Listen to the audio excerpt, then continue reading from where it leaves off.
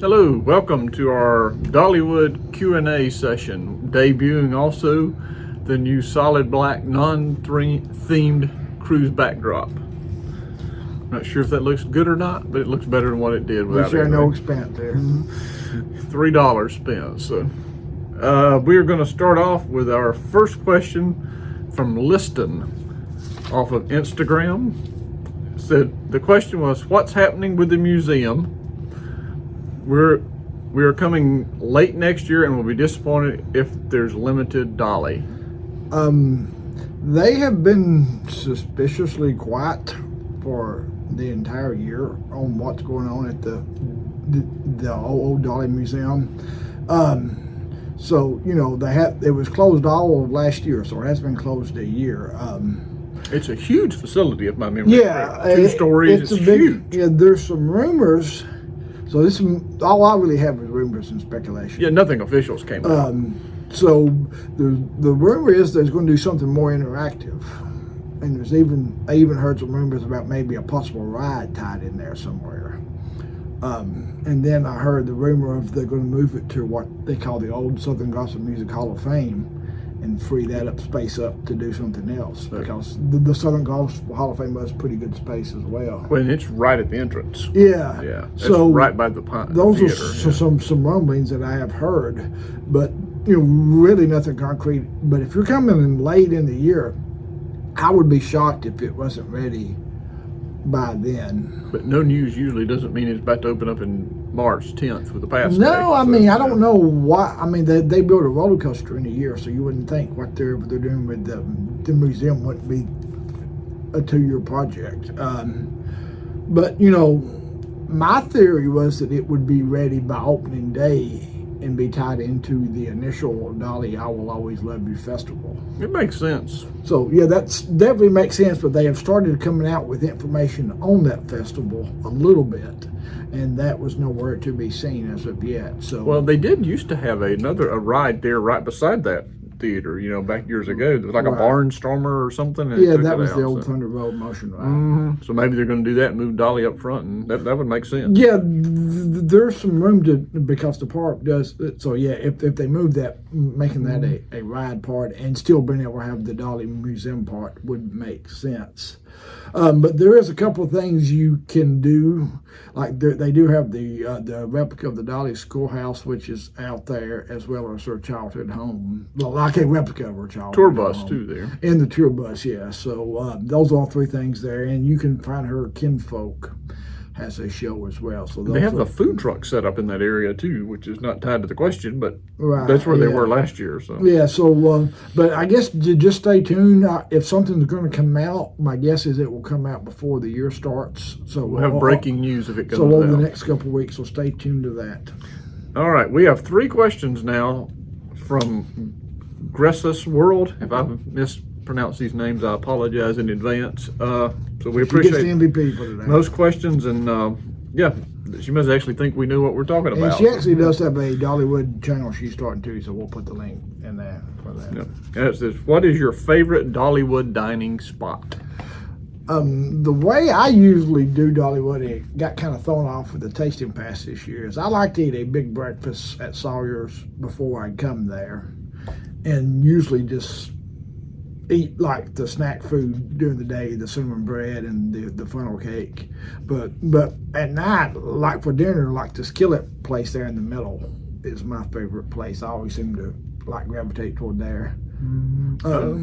Us, we do the opposite. We try to get free continental breakfast. And I don't know if it's our favorite, but we always tend to wind up at the Iron Horse Pizza Parlor right there by the carousel and the train. It is a solid pizza, nothing wrong with it. Good stuff. It's pretty good. So. And they do have some queso dip there that I tried for the first time during Christmas. And we had soup there one time too. It's real good, yeah. So that's a good place. And Red's Diner is good as well if you want a burger, where you just sort of don't have as many options to customize your burger as you used to. They used to have onions and mushrooms and everything. They do have a few customizable options, which is kind of nice, and it's in right by the old-timey cars right there.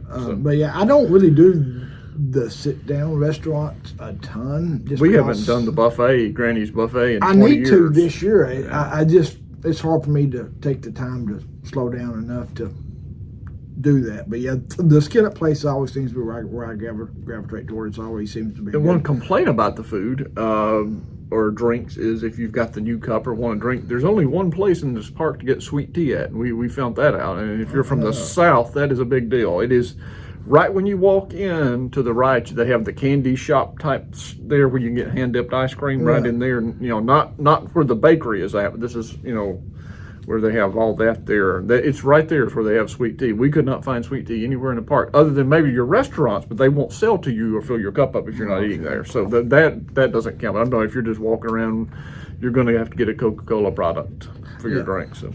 And there is times that I will just, depending on if I stay till close, because if I don't stay till close, a lot of times I will just eat the junk food and eat dinner somewhere else outside the park. But yeah, because the park closes fairly early most of the time. So, would you choose left or right once you enter Dollywood? It said, what would you recommend? Each side of the loop is such a different experience.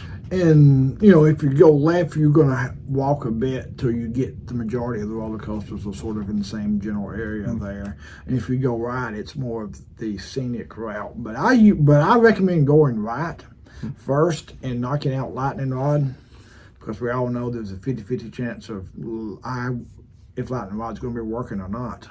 So I always recommend going there first and knocking it out, even if there's like a 20-minute wait, because if you wait till 12 o'clock, that's going to be an hour wait. So I recommend going there, knocking out Lightning Rod, and then making the long walk to where all the other roller coasters are kind of like grouped together is what I recommend doing. I have a completely different perspective on this. We always go left because we go to Wilderness Pass, because that's where a lot of stuff will be for children, and that's different. And I don't go to the carnival first because the Wilderness Pass will get much more crowded than the carnival area. So we try to get there pretty early and knock that out as soon as we enter the park. That's just what we do. And if you have a child or kids, I recommend that. And you're going to have the new roller coaster debuting there March 10th too. So, well, it probably won't actually debut March 10th. Oh, okay. Well, it's in that Wilderness Pass, so you're going to want to knock that out. Now that you think about it, we probably would be best to, like as far as like this next year, go left to knock out like the Big Bear ride. But that's going to be crowded. Yeah. And all this kids stuff, typically depending on when you go, if you're going on a Friday or Saturday, you're going to probably wait for that stuff. So you want to knock that out, because the carnival stuff isn't as bad, but it definitely can get a line. Yeah, it's not as busy. What is your favorite Dollywood festival? I'm going to go the obvious cliche answer on this one, and Christmas is always going to be number one for me. You know, it's got the nostalgia. It's still got the shows that were there when I was a kid, which I think is a positive. It's the same shows. Depends on how you look at that one. Yeah. You know, of course, you got all the Christmas lights, and it allows you at one time to go to the park where you don't have to worry about rides or just focus on the shows and the lights. But the rides, unless you have a 4-year-old. Yeah, I was going to say, completely different perspective. We wanted our 3-year-old at the time, 4 now. He looked at the lights for 5 minutes and, you know, boy, this is great, you know, that kind of thing, and wanted to go back riding rides. I mean, so if you've got a child or children, I think the summer's the best. You know, they're out of school, the weather's warm. They really do a good job with the summer festival for children with the foam pit and the sprinkler type deal, and it's just a lot of fun. The lights are pretty and great, but we didn't watch a single Christmas show. It's just for us, it was summer. Yeah. And I think if you have a child, you also can knock out go spend an extra day or something to go knock out the water park up, the Dollywood water park, whatever that's called.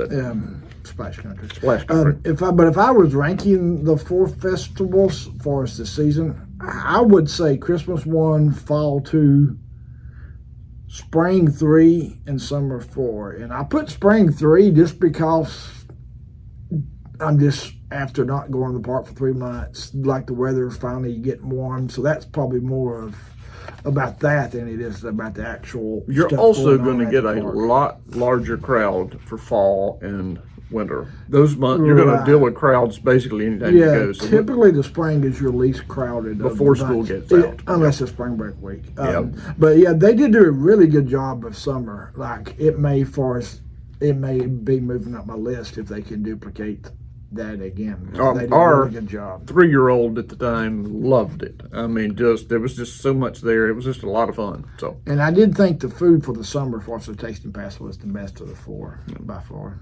all right, our last question from Sam Smith. I'm assuming this is not international recording star Sam Smith. He's not watching our YouTube page, but we'll take it. I would assume not. What is the best dessert at Dollywood in your opinion? I'm gonna have to go chalk again and go with the old faithful cinnamon bread.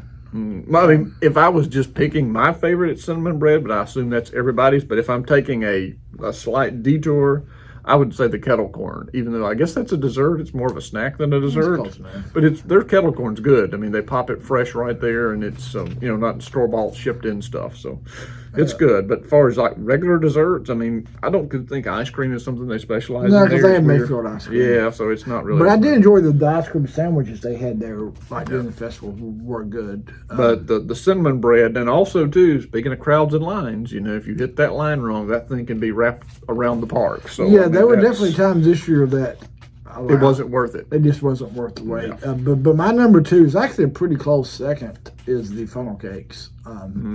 They always do a good job with the funnel cakes. I think I might be going away from getting the festival ones and you just going with like the traditional ones. I don't really like how they're going in that direction. Like they used to have, now the funnel cakes, the special ones or the small ones, where you used to be able to get the big ones for the seasonal ones. I don't really quite like that, so I may just go there. And I expect the price to go up on that too, with inflation and everything in the world. We're probably going to do another separate video on the tasting pass, but I wouldn't have a lot to say about that. But yeah, those are the 5 questions. We appreciate the questions. We'll be doing it again here in a couple of weeks because we're expecting some news to be dropping at some point any minute now about what they're changing and taking away, and there's usually some kind of sad stuff that they're removing. We're hoping and praying they do not remove Blaze and Fury like the Missouri Park sister park did. So, any other closing comments? Like and subscribe. Let's get over 1,000.